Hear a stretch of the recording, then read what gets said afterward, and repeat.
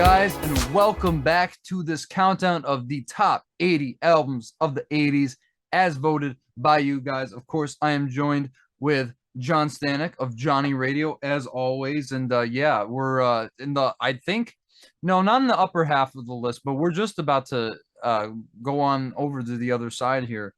So I'm excited to talk about the picks in this episode, and I feel like this is really going to be one of the most interesting discussions that we will have in this whole series thus far. Yeah, I think this is going to be a fun one, guys. Yeah, a lot of good picks on this one. Yeah, we may have, as always, some things that we maybe don't agree on 100%, maybe some things we don't even like, but we shall see. Let's get into it. All right, guys, and that is going to take us to number 50.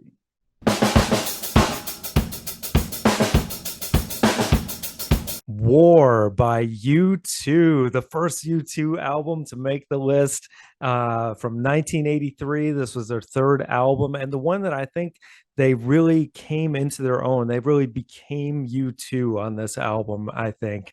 And it was produced by Steve Lillywhite. It wasn't quite in the Eno and Lanois period yet, but very raw. Just, from the opening of Sunday Bloody Sunday, they got a much more serious on this record, I feel like, and the tone of the lyrics. That New Year's Day, also a iconic song, and the piano on that song just sounds so full and great. The Edge, like becoming a guitar superhero on this album on both those songs, and also closing track 40, I think is really cool as well. I think it's not super strong the whole way through, but it's definitely in the kind of origin story of U2 becoming huge throughout the rest of the 80s. This is where it really all hit hard, and great to see it on the list.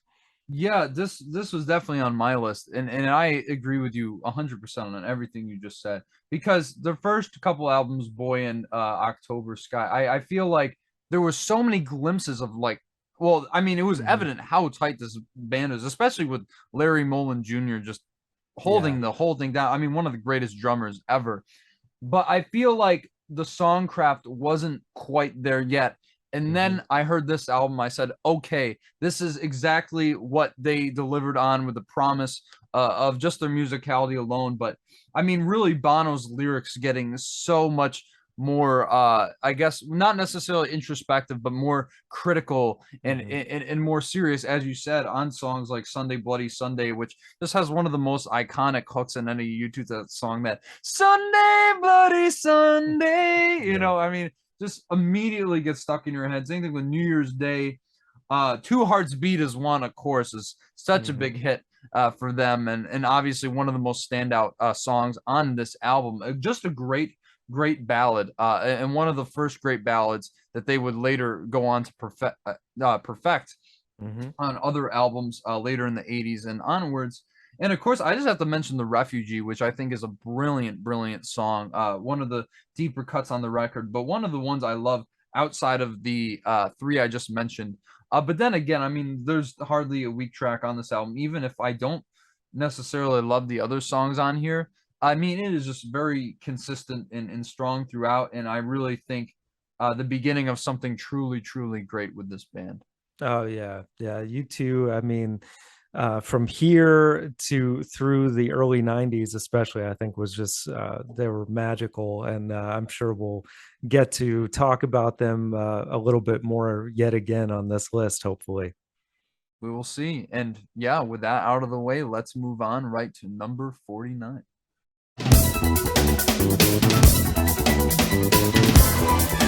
Rio by Duran Duran from 1982. Just a classic pop rock album. Just the title track alone is brilliant. I just love the way it opens up with these, and I guess you could also call it synth pop. The very It's synth new heavy. wave. New wave. Okay, Yeah. there you go. Definition. Yeah. Yeah, but these guys are all just so good at what they do, and Simon Le Bon's vocals, of course, are just fantastic. And "Hungry Like the Wolf" being the single that really blew it through the roof, and the music video, with them out in the jungle hunting for this woman and stuff. And but yeah, it's one of their catchiest songs and still one of their best to this day. Then you've got "Save a Prayer," which I think is a really underrated, uh, not a ballad. I think it's somewhere in between a ballad and, kind of a pop rock tune, but a very catchy one at that, and a really cool synth song as well. I think, for the decade that we're talking about here, this could have been higher on the list, in my opinion. Yeah. I think it's really strong pretty much all the way through. And I think to this day, probably Duran Duran's best work. So glad it made it. It's hard to argue this, and honestly, I think this should be even higher on the list. I love this album, and really, as I think it's just an absolute staple in new wave. And obviously, it sounds very much from the '80s, but it doesn't sound as dated as some other stuff from some contemporaries or albums that came out later in the decade. But my goodness, that opening title track, Rio. Mm-hmm. Man, that is easily my favorite song on here, as good as Hungry Like the Wolf is, but Mm-hmm. has one of the greatest choruses I've ever heard in my life. That her name is Rio and And she she dances dances on on the the sand. sand. It, Yeah. it literally embolizes everything a chorus should be. I feel like I'm like flying off the ground when I hear it. It is just Yeah. so rising, so euphoric. It has one of the craziest bass lines I've ever heard in my life. The Yeah. saxophones coming. I mean, it really is such a extensive song musically, and I Mm-hmm. absolutely love it for that. But man, I just fell in love with the song after a couple listens, and I think it might be Duran Duran's absolute masterpiece. And then, of course, "Hungry Like the Wolf" is just probably the biggest hit in their whole catalog. Everybody Mm-hmm. knows the song. You hear it come on the radio. I knew this song going into it. But I mean, Yeah. really, the whole first half, I think in general, like "Lonely in Your Nightmare," like there's some really, really deep lyrics on this thing, which I wasn't expecting when I originally got into Duran Duran. Yeah. But that's "Hold Back the Rain" is another really powerful ballad. Mm-hmm. The thing for me that holds this album back just a little bit is I think there aren't really too many, weak songs on here, but I feel like the second half kind of falls off until "The Chauffeur," which I think is amazing. Especially there's even an ocarina on that. I was like, what is this? So I think that really kind of came together for me, and I was like, okay, I love this album. But Yeah. also, I think was it yeah, Simon Le Bon's vocals, I feel like aren't necessarily like, his accent. Sometimes it's hard to understand what he's saying in the production. I feel like sometimes his voice gets drowned in the mix. But despite Yeah. all those problems, I still think that this is a '80s staple. It's a classic album. So glad to see it on the list, though I think it could have been slightly higher, maybe in the next episode or something. Mm-hmm. Yeah, But I agree. but yeah, I mean, absolutely phenomenal choice, guys. And that is going to take us to number 48. Give me a beat! Control by Janet Jackson. Yes, this was really well, first off, this was on my list, but probably a little bit lower down, probably near the bottom. But let's be honest, I mean, this really broke Janet Jackson out into superstardom, and almost not quite yet on the same level as her older brother. And I think really set her apart musically, even though I still feel like at this point she was kind of like a cross between her brother and Prince a little bit. But I think that the lyrical themes on here really set her apart from all her contemporaries. When especially on like the title track and songs like "Nasty," really just so many great grooves on here. Even though the synths, yeah, they do sound a little bit dated to today's standard as most of this music. But I really, was really surprised.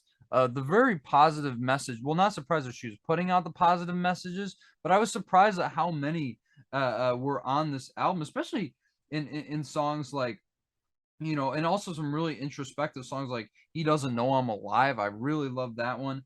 But let's wait a while. I mean, especially right, this came out like in the heights of the AIDS epidemic, and she's just Mhm. saying, basically like, let's not rush things. Let's just not get together. Let's take a while, cultivate this relationship, and then finally have that beautiful intimate moment together. I really think it's like, wow, that's such a beautiful song, and really a great statement. And so I feel like just this album, for just woman artists in general, it really set a template for everybody to follow. And while it may not be my favorite of the 80s, I'm still glad to see it on this list, though I think it might probably should be a little bit lower on here, but hey, I'm not going to complain about it. I mean, this definitely deserved a spot on this list. Yeah, yeah. I mean, it wasn't on my list, but I definitely, everything you said, I agree with. And songs like "What Have You Done for Me Lately," they get stuck in your head. It's just so infectious. That "What have you done for me lately?" And Yeah. the beats are really good. Even though, as you said, I mean, and we're talking '80s here, but Yeah. within the decade. It does sound a little dated and whatnot, but Pleasure Principle was another big hit. I mean, this was really her coming into her own, and of course, she'd go on to bigger, greater things. But yeah, great album overall, and it's kind of nice to see it make the list. Yeah, and I think honestly, like, I think her best album of the 80s. Hmm. So I'm glad to see it where it is on this list, though it could be a little Yeah, lower.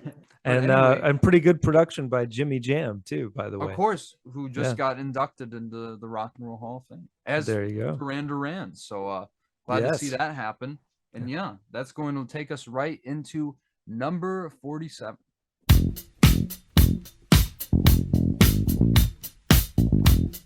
The Game by Queen from 1980, right at the beginning of the decade.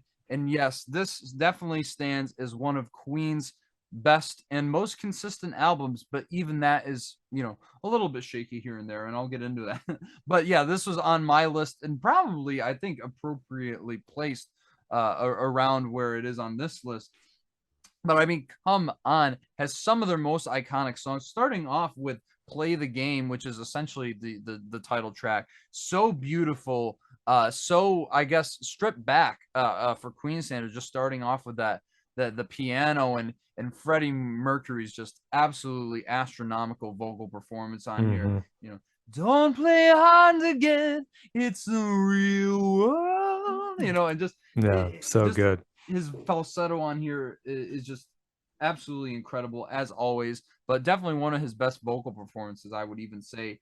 And of course, you have crazy little thing called Love, which is basically their take Mm. on an Elvis Presley song, but man, is it catchy! Man, does it get stuck in your head? Oh, this thing Oh called yeah, love, I just can't handle it. Everybody knows the song. I mean, everybody knows Queen for that classic. matter. Yeah. Um, and of course, another one, Bites the Dust, which has one of the greatest bass lines from bassist supreme John Deacon. Never So gets enough good. credit. I know that's always the joke with John Deacon, but really, I mean, he wrote the song, and it is one of Queen's absolute best in their entire catalog. And I Hmm. think easily, I wouldn't say easily the best song in here, because as I said, I mean, Crazy Little Thing Called Love is pretty hard um, to top as well. But But of another course, one bites the dust, man. Especially yeah. when that kind of disco style guitar from Brian May comes in, and then when he goes up an octave on that verse. Oh my god, dude! It's just so good. Top five Queen song for sure. Oh yeah, I mean that is not really hard to argue at all. Even if it Yeah. isn't, like, it might be in my top five. I don't know, but like if it isn't, I would be like, yeah, that's absolutely fair, man. Yeah. And also too, I think the thing that I should say, I love this album, but I think some of the other tracks on here are kind of like lackluster. I feel like the Hmm. ones that don't really stand out from the hits don't really hit in that way. Like, Yeah. and of course, every time they throw Roger Taylor's song on there, it just brings the album down automatically. Right. Sorry, I mean, you guys know how I feel about "I'm in Love with My Car." Yeah. Not a good song, but I also really think "Don't Try Suicide" is another deep album cut that I really appreciate. And of course, I mean, it does come together so beautifully in the final track, "Save Me," which Yeah. again is just one of their strongest ballads. And you know, when Freddie Mercury's like, "I'm naked and I'm all alone," you know, and just Yeah. yet again, I mean, one of his best vocal performances. And what does that tell you? This is Freddie freaking Mercury we're talking about here. And Yeah. yeah, I mean, this is really almost as close to loving an album as I could probably get. And yeah, I think it's at a very appropriate spot on this list, like I said. Yeah, I think it's at a good spot. I had it on my list as well. I think a little lower, but yeah, it's. I mean, you got to have Queen on here, and yeah, I everything you said, absolutely true. I think it could have been a little stronger had some of the weaker tracks maybe Yeah, been replaced with I something would have else or loved it. whatever. But yeah, absolutely. But yeah, it has some of their most iconic stuff, and yeah, absolutely had to have it. So great pick, guys. Absolutely, guys. And that is going to take us to number 46.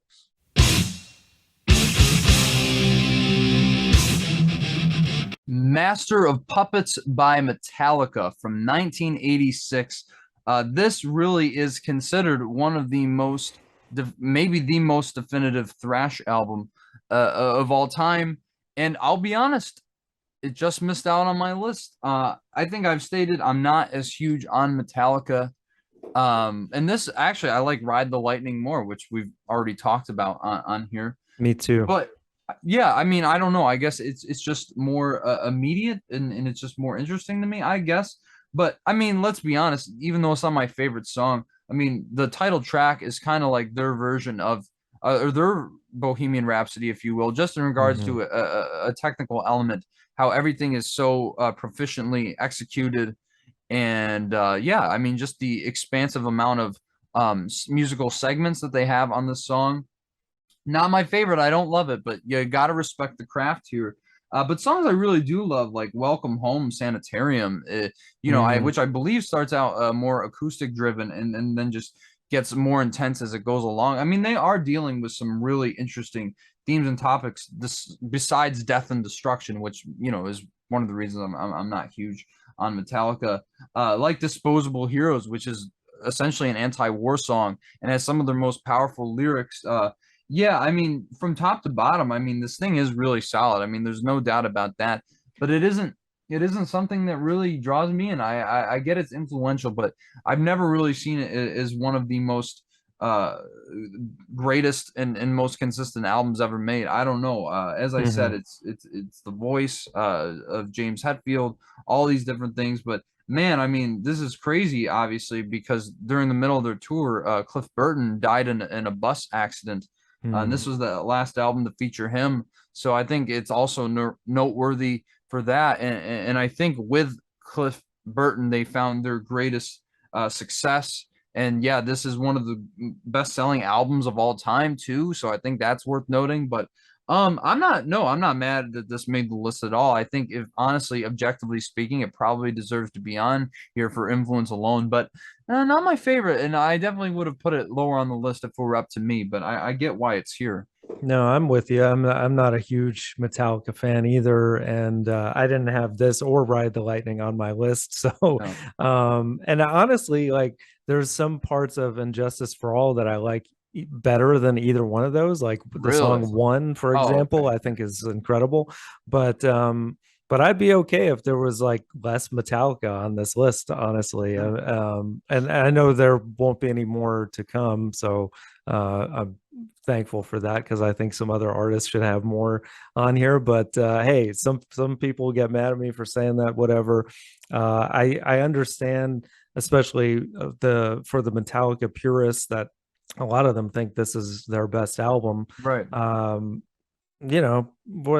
whatever floats your boat. I think the Black Album is probably their best achievement Mm. commercially and in a lot of other ways. But eh, especially I get you too. Like if you're not into Hetfield's voice, then they're not going to really do it for you. But you, like you said, you got to respect the craft. I mean, Kirk Hammett, incredible on this album. Yeah, Really, the steps it up guitar a playing notch. from everybody is great, and Lars on drums. You got to give it up. Oh yeah, Just incredible. incredible what he does. So just not really our cup of tea exactly, but hey, lots of diversity on this list, guys. So Yeah. good pick. It's wild how much I agreed and disagreed with you at the same time with so many things you said. But I perhaps will save that for another time. Yeah. But yeah, I mean, honestly though, I'm glad to see it on the list, and I'm glad you Metallica fans are happy out there. So that's going to take us right into number 45.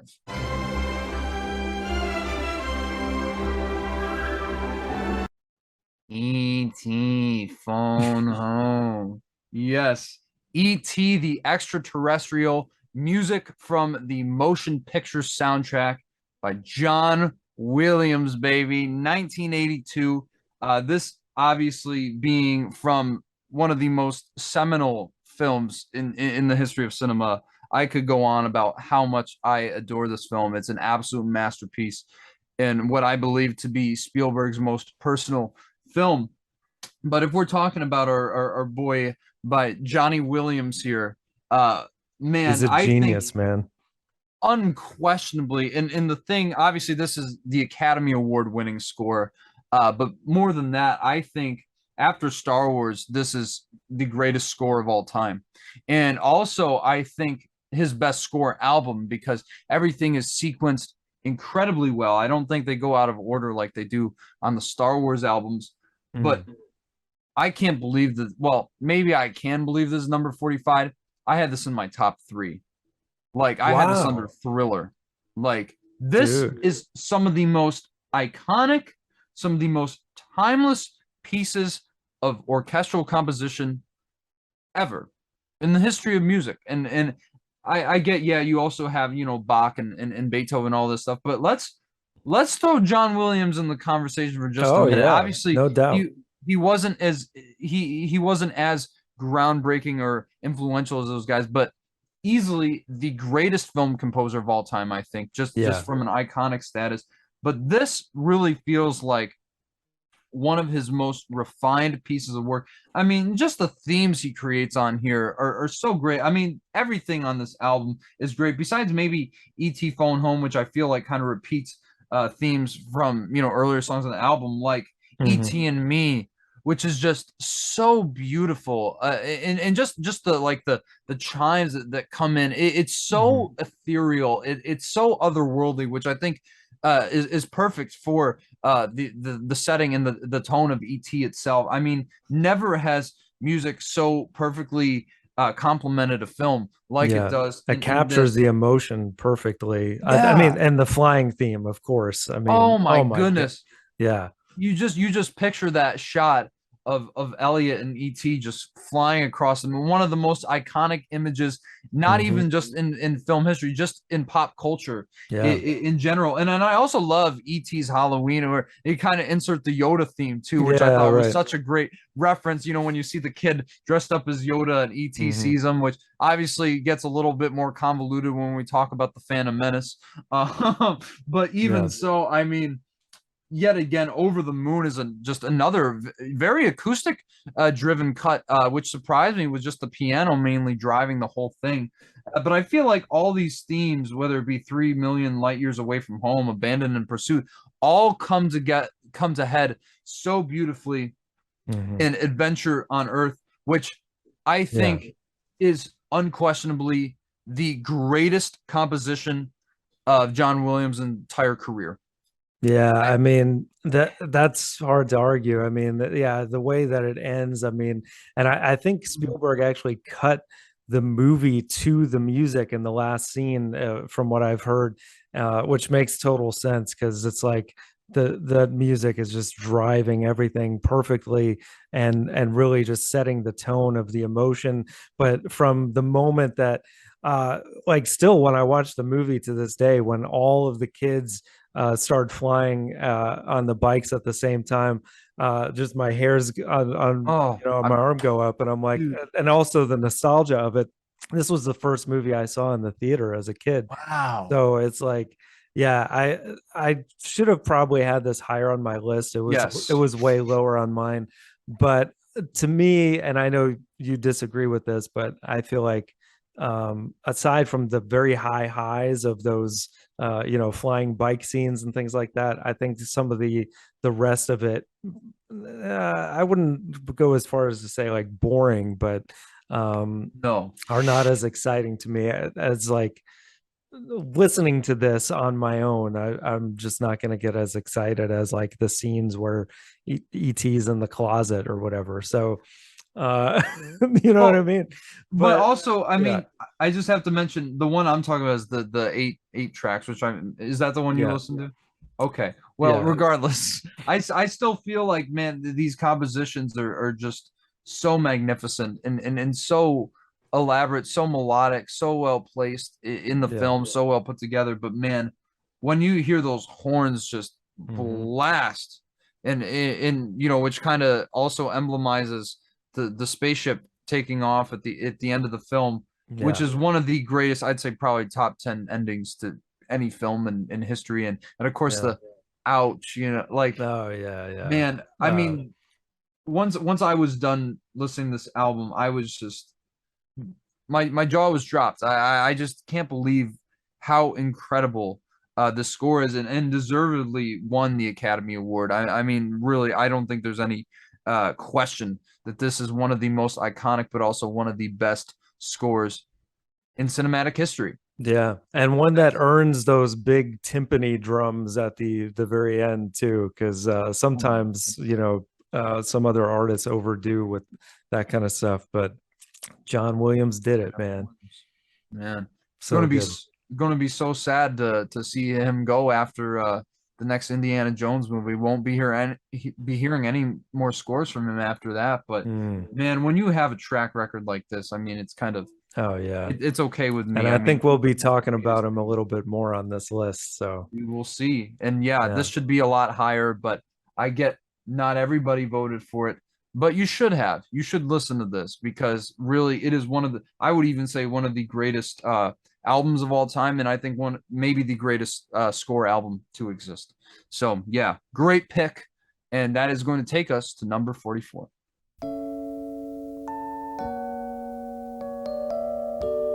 Madonna, the debut self-titled album from 1983. This is now the second Madonna album on the list, and this is actually is my favorite. This is the one I had on my list, and I think it's great all the way through at a tight 40 minutes, 8 songs. There's really not much filler on here from the opener of Lucky Star, which is just such a fun uh, dance groove. And, I remember the music video clear as day. Borderline coming right after it, which is actually to this day my favorite Madonna song. One connection I have to that is there's an somewhere out there an incriminating video of me painting and singing along to it, and probably just dancing too much in the video, but hopefully that won't be unearthed. You gotta find it. But yeah, and edit it in this. The The holiday, outro. of course, you gotta love. Like Yeah. just so joyful and upbeat. Everybody is a cool closer as well. Burning Up, such a fun upbeat song as well. I just think this is such a strong debut, and I know that you like other albums of hers better and in this decade, but I think this is great and at a good spot on the list, I would say. It's way too high. It's way too high. I mean, I just don't like. Let me ask you this. Why do you like it more than Like a Prayer? I want to hear this. Probably for the reason that I said right off the bat is Right, right. I think Like a Prayer is too long. It does have too much filler in my opinion. Sure. I just think that this album has too much filler, which is interesting because, Wow. dude, I gotta I mean, Like a Prayer is definitely objectively bad. I mean, just the songwriting is like leaps and bounds. That's why I'm I just see trying what to you wrap mean. my head around it because I don't get why this is this high because obviously Lucky Star, which I don't even quite love, I think it kind of gets a little repetitive towards the end. I mean, really, I Borderline is probably my second favorite Madonna song.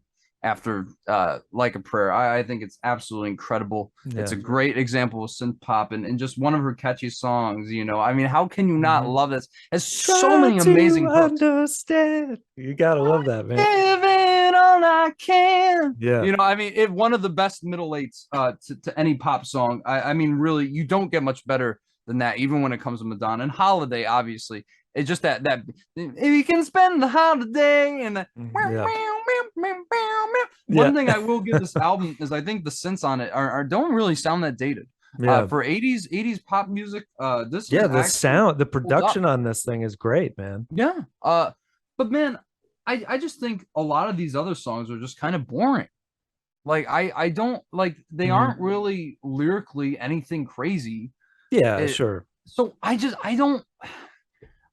don't get why this is above Like a Prayer. Like I just feel like everything I still have the same complaints as you do on that album, but I think the songwriting's so much better. So I'm Hmm. not mad this is on the list. Yeah. Like I think it should, but probably I would have put it at the bottom episode. It wasn't quite on my list, but yeah, I just don't get why it's this high. I really don't. I especially above Like a Prayer. That's I'm just trying to get over that right now. Like I, that's I understand, man.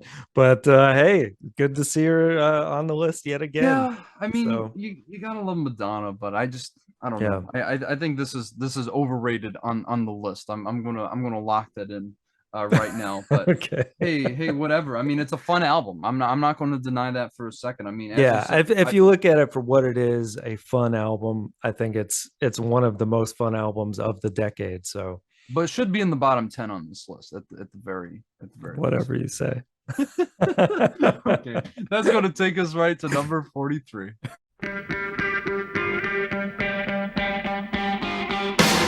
Music for the Masses by Depeche Mode from 1987. This is an album that kind of passed me by somehow. Actually, I haven't heard that much of Depeche Mode, to be honest with you, but I just listened to this this past week. And I got to say, it was good. I didn't think it was great, but for what it is, and I think they really started honing their skills as this kind of synth pop band that was becoming a little bit more darker edged on this record and would even cultivate that more, I think, on Violator in 1990. But the opening track, I think, is probably one of the strongest, Never Let Me Down Again. And I think most of their fans would agree with that. I think that's probably one of their catchiest and most interesting on the album. And then they had a few other hits like Behind the Wheel and Strange Love, which I thought were okay. But I thought a real gem towards the end of the album is a song called Nothing, which also has this kind of dark edge, like Never Let Me Down Again does. And overall it's not too long. It's just 10 tracks, but yeah, I'm not a huge fan of them. I definitely see why a lot of people love them, and I think they should have been represented on the list. I think it's just a little high on the list, in my opinion, but good to see him on here. Just like Madonna, huh? Well, regardless, I have listened to Depeche Mode's debut album. I've not heard this, so I can't really say too much on it. But I think simultaneously, at least if we're just talking about Speak and Spell, which was definitely a lot lighter than some of the stuff they got into later. I feel like the production simultaneously, the synths were very far ahead of their time, but they're also very much entrenched in that kind of dated 80s sound. So Mhm. I find it to be quite interesting hearing the first album. But yeah, I really want to get more into these guys because I hear, obviously, I mean, it was voted this high on the list, so a lot of you must really love it. And yeah, I'm excited to get more into that, but I really want to hear Violator because that's the one everyone Mhm. really talks about, and we might even end up talking about that when we move on to the 90s. But for now, yeah, I mean, I don't really have much to say, so I'll take your word for it on this one. Yeah, I think you might dig it. I didn't have it on my list, obviously, and I don't think I would have added it onto my list after hearing it for the first time. But yeah, I think they're one of these groups that they were getting better as they went into the late 80s, early 90s. So it'll be interesting to see what happens possibly on the 90s list. So we shall see. All right, guys. And well, now on to number 42.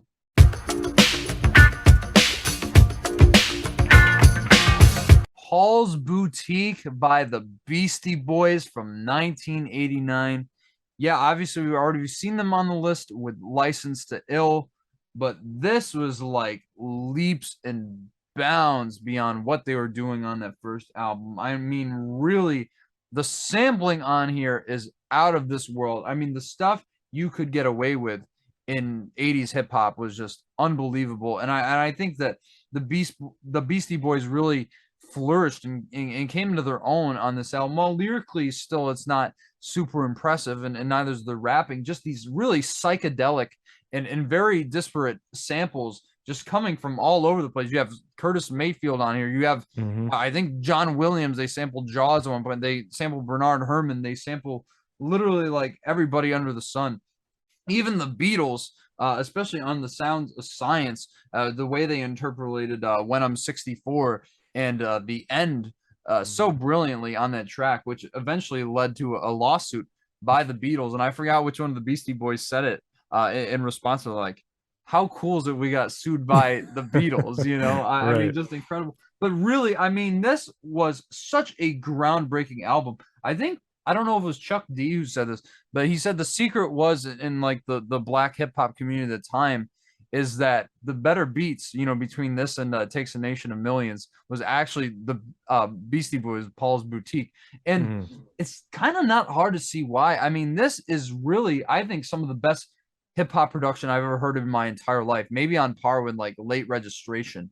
Well, okay, maybe not quite that good, but it is pretty close. Like, how crazy the effort. Even this like, is the Dust Brothers, right? That produced this one. I believe so, yeah, because Rick Rubin wasn't with them. They were over at Def Jam there. And I mean, just so many, like Eggman. I mean, a lot of these songs are just them doing like, you know, hooligan stuff, but the music feels so much more mature, so much more expansive. Hey Ladies, which is just obviously one of the most iconic, maybe the most iconic song on this album. And of course, you have great storytelling on like Johnny Ryle talking about this guy who used to be, I guess, a rockabilly star from the 50s, and now he's like some bum on a corner. Not my favorite song, but I appreciate it nonetheless. I mean, Shake Your Rump alone. I mean, starting off with after that intro with to All the Girls. I mean, it just blast your ears with these crazy samples right from the get. I was like, okay, this is like way better. Immediately. High Plains Drifter. I mean, look, Car Thief is another really great track. I feel like it goes on a little too long with the whole 12-minute thing at the end, but even there's some great moments in that. I just think that this is such a landmark hip hop album. And I'm really glad it made the list. This is probably around where I had it on my list overall. And I think absolutely deserves to be here. And I just gotta say, John, this is definitely way better than License to Ill. So yeah, I guess I can see from an innovative standpoint why you would say that for sure. It's just not one that I tend to come back to a lot, that I just enjoy listening to, just because it's so all over the place, if that makes sense. But the beauty in the chaos, you know. Yeah, I suppose so. And you know, songs like Shadrach also I think is a classic as well. But yeah, I definitely, you know, it's way ahead of its time in so many different ways, and glad to see it make the list, and the Beastie Boys on here again. So and I'm sure we will see them again in the 90s as well. But one of those groups that just there's not many with their trajectory. It's so interesting how they just kept changing and in many ways getting better as they went. So great pick, guys. Awesome. Yes. And I'm really glad to see it above License to Ill, because this one I really do feel like deserves a definitive spot on the top 80 albums of the 80s. I'm cool with it. Yeah. Awesome. And that will lead us right into number 41.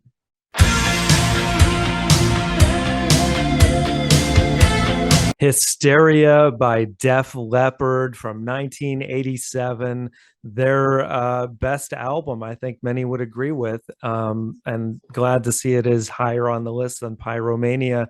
I mean, just for Pour Some Sugar on Me, probably their most well-known track, which has such a great hook, such a great riff. The riffs are huge all throughout the album on songs like the title track and Armageddon It. There were just so many hits on this album from what I recall. Rocket was another one. My personal favorite, Animal, I think is such a fun track.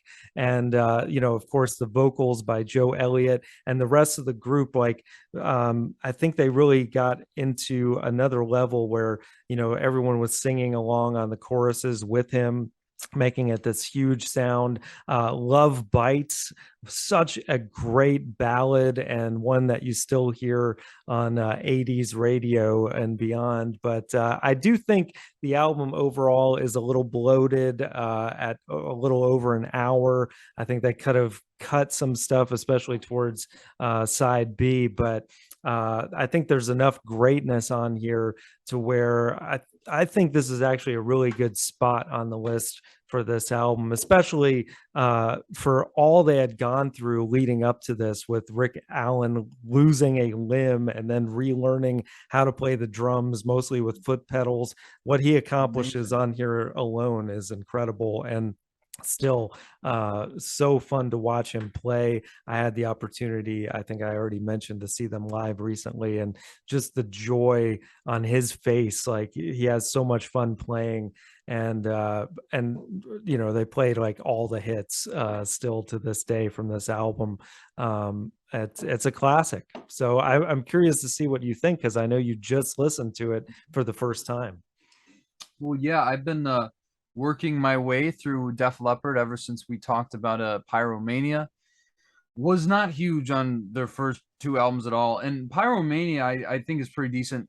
I wouldn't have it on the list, guys. I'm just throwing it out there, but still a lot better than their first two albums. And I feel like for me, hair metal has never really been a genre I've been particularly drawn to, probably because I feel like for the most part, a lot of the lyricism in a lot of ways pretty vapid. But I mean, I guess in some way you could say that about AC/DC, but they're at least clever. But I'll tell you something, like when Woman started, I was like, okay, like, oh yeah, a man needs a woman. Okay, yeah, okay, such an original idea. All right, whatever. Right. Rocket, I was like, okay, they're referencing all this stuff. This is kind of, boring. I'm like, I don't get it. And then Animal hit, and I was like, okay, this is really good. But honestly, I mean, let's be honest. I think this album has unquestionably at least their two best songs, with Love Bites and Pour Some Sugar on Me. I mean, as you said, Love Bites is an amazing ballad. I mean, maybe goes on a little bit too long, but just, oh my goodness, how can you not love that song? I love the pre-chorus of that song too. Like just the way it builds up to that. It's so good. And just the riff on this song is amazing and amazingly complex, believe it or not. But that's where I think with this album, because you could see them starting to get there with Pyromania, the hooks were becoming much more prevalent. Here they just absolutely kick it up a notch to another level. Of course, if we're talking about Pour Some Sugar on Me alone, I mean, that song literally consists of 3 amazing hooks. That's it, and that's all they needed to make one of the most iconic hair metal songs of all time. How can you not love that song? It's an absolute classic. And I even love Armageddon It is so much fun too. Like that's the thing, these hooks, they just absolutely ring out in your ears. They have they just absolutely shine. Like I also really love Run Riot is also a really great one. And then the title track too is also just phenomenal. I just think, I mean, this is definitely a good choice. I think might have made my list had I had listened to Def Leppard before that, but probably near the bottom. I think this album is a little too high based on things I said. And I think another problem I have with it is, as you said, it is, I don't know why it's almost an hour long, which surprisingly doesn't feel that long. I was like, wow, this is actually pretty well paced, but I feel like a lot of stuff, like I was talking about with the first couple tracks and and some in the middle I feel like could have been taken off for a much tighter, a much cleaner runtime. But also I feel like I just don't. I'm not a big fan of the production. I feel like there's way too much sheen on it. I feel like Joe Elliott's vocals and everyone else is just thrown in the background where I can't even hear the lyrics half the time. It's just a little too glamorous for my taste, and I feel like a little bit. I guess it is polished, but it still feels it feels a little slight in that regard. It doesn't feel like something that's necessarily focused on, you know, the quality of what they are saying as opposed to just the sound of all the guitars, which is great. I'm not going to question that at all. But Yeah. yeah, this is definitely a really solid choice, guys. Yeah. Unquestionably so. Yeah, and another great episode, man. I'm looking forward to the next one. Great picks as always, guys. So yeah, be sure to like, subscribe, all that jazz, and we'll see you then. Subscribe to Johnny Radio. Absolutely. And Please until do. then, take it easy, guys. Peace.